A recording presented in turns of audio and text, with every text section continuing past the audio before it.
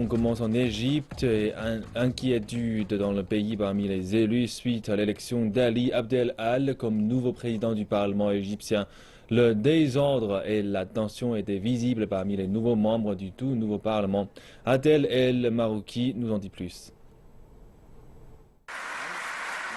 Ali Abdel Al est devenu samedi le président du Parlement. L'ancien professeur de droit constitutionnel a fait la majeure partie de sa carrière à l'étranger. Pendant presque 2 décennies, il a été conseiller au palais royal du Koweït.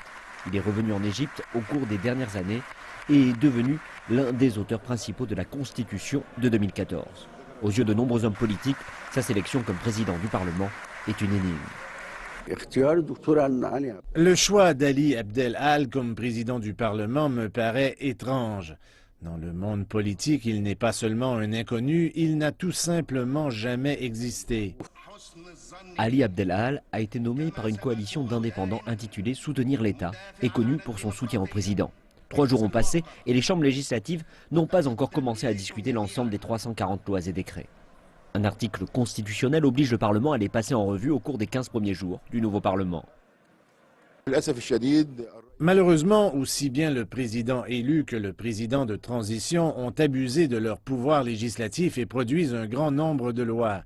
Pour examiner ces 340 lois convenablement au sein du Parlement et en utilisant des procédures législatives régulières, cela pourrait prendre 10 ans.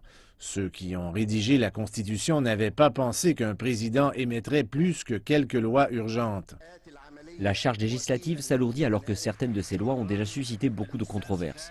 Les membres du Parlement ne devront pas seulement approuver ou rejeter ces lois, on attend aussi d'eux qu'ils proposent des réformes.